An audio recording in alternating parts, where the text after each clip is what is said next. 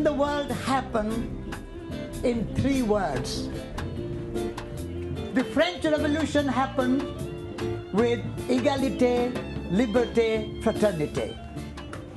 The New Age movement started with mind, body, spirit. The Christian Trinity is Father, Son, and Holy Spirit. When I meet my Christian friends, such as my friend Peter Owen Jones, where are you, Peter? I'm outside. There he is. When I meet my friend Peter, who is going to speak here later, I say, yes, Father is good, but where is the mother?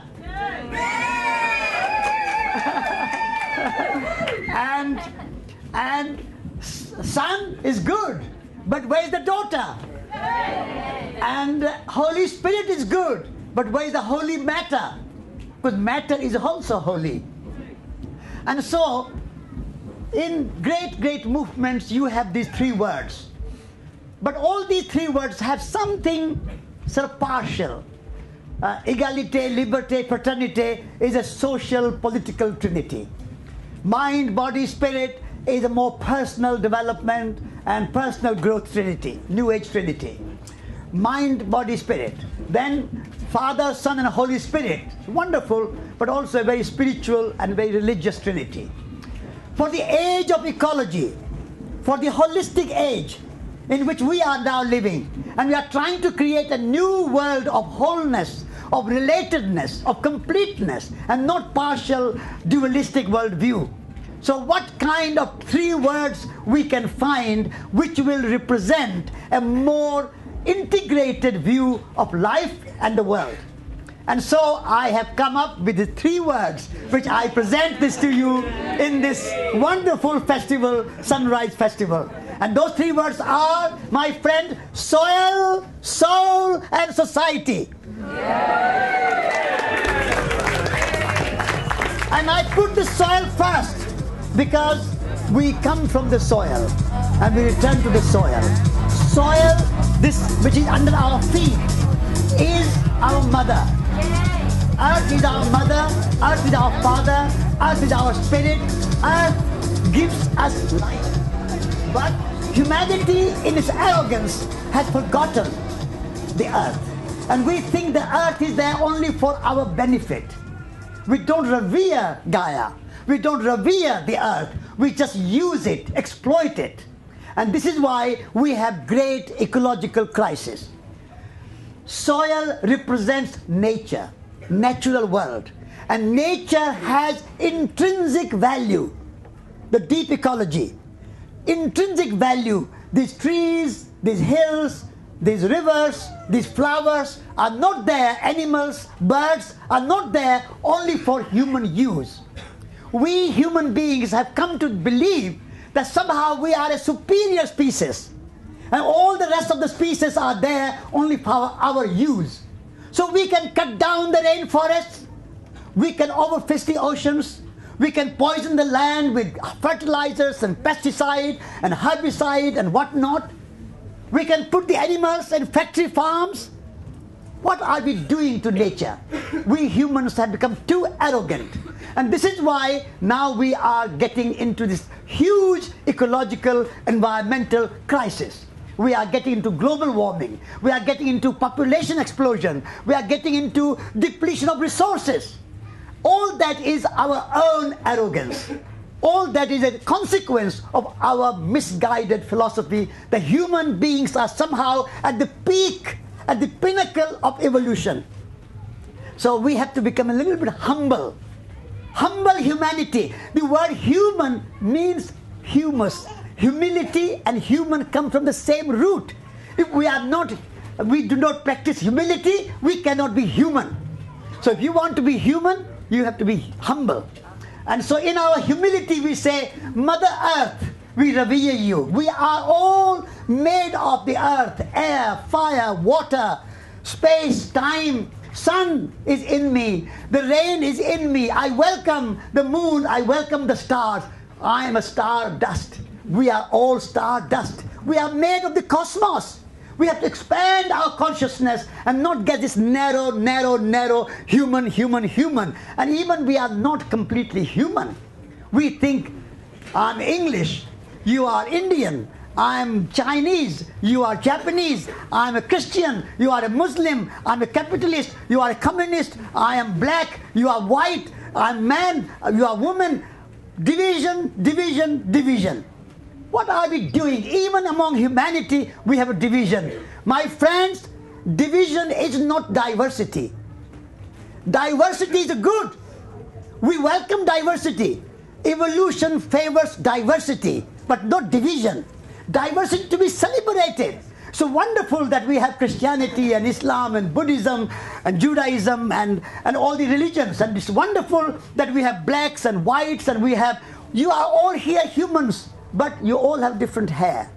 We are all here humans, we have different voice. So diversity is wonderful, but that diversity should be celebrated and not turned into division.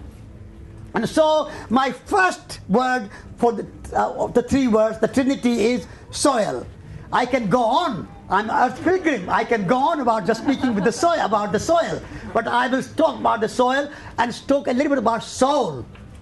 In our arrogant mind, we think this rational mind is the only thing. And so soul, when I take to soul is to put soul in our lives. We are not just body. Body without soul is only good for coffee. Soul is the quality of compassion. Soul is the quality of love. The soul is the quality of relationship and that empathy and quality of relationship. And now we are forgetting. We think, oh, I'm just body. But you have something deeper than body. You have something profounder than body. You have something more important which you don't realize. You say, oh, I'm nothing. I can't do this. I can't do that. You are a very special being. Every one of you are a unique being. Every one of you is a potential Gandhi, a potential Buddha, a potential Mother Teresa, a potential Aung San Suu Kyi. Long live Aung San Suu Kyi.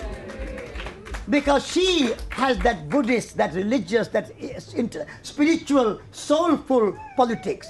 She brings soul in politics. So we have all that capacity, that potential. But our potential is somehow suppressed. Our potential is somehow dormant. So in order to develop our potential and unfold our potential, evolve our potential, we have to pay attention to our soul qualities and not only money and finance and external qualities, because all those are fine. You need them, but you need to have soul qualities. So everyone looking after yourself, taking care of yourself. When Jesus Christ says, love thy neighbor as thyself, he means love thyself first. You cannot love the world if you don't love yourself. How do you expect other people to love you if you yourself don't love yourself? So taking care of yourself, your soul qualities, your yoga, your meditation, your compassion, your relationship, your celebration. We don't celebrate life. We don't celebrate relationship. We take things for granted. Our mother, our father, our son, our daughter, our husband, our wife, our beloved, our girlfriend, our boyfriend. We take these things for granted. We have to appreciate them every moment and express our gratitude. That is soul quality. Express our gratitude. Like if you have a flower plant in the house, if you don't water them, they will die. In the same way, if you don't appreciate your wife, if you don't appreciate your girlfriend, your boyfriend, your husband, your children, your parents, they will dry. So the watering the flower is to appreciate and praise and express gratitude to our kith and kin, our near and dear, our friends. And not only humans, we have to also express our gratitude to nature.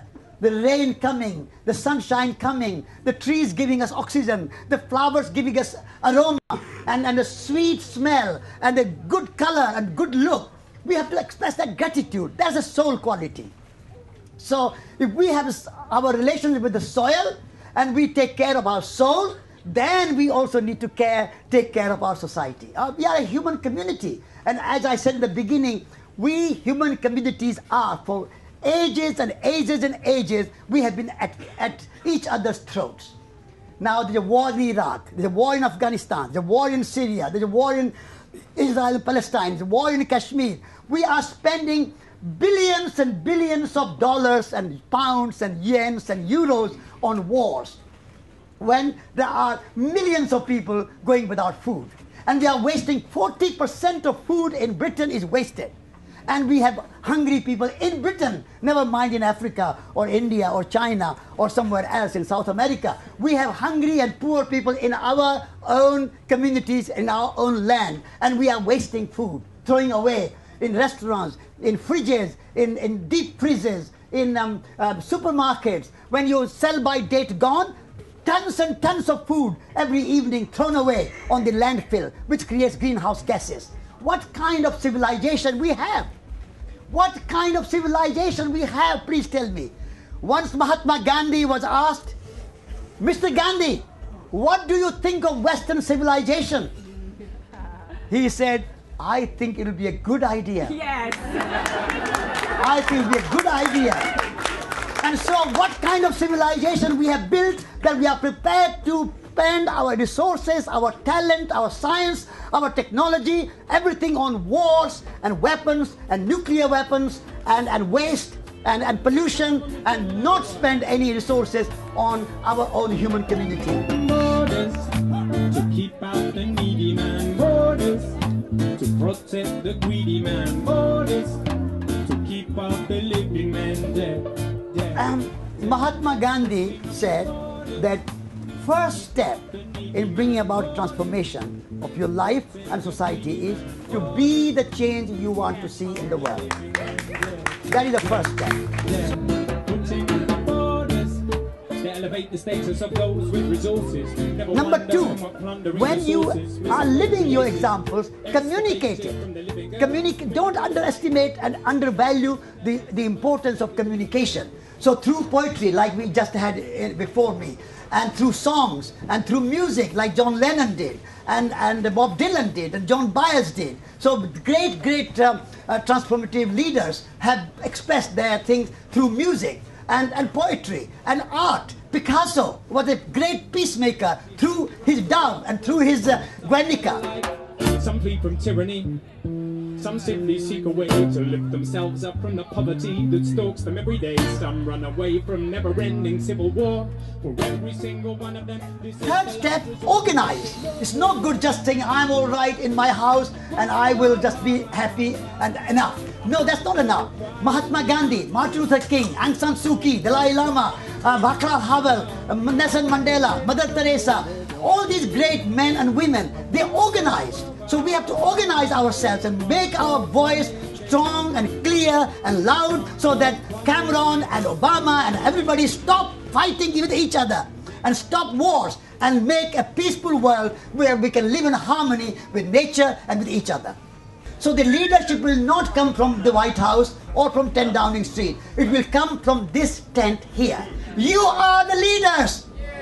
You are the leaders. And please remember that this society which we have built is an industrial, materialistic society which is very anti-ecology and anti-peace over hundreds of years.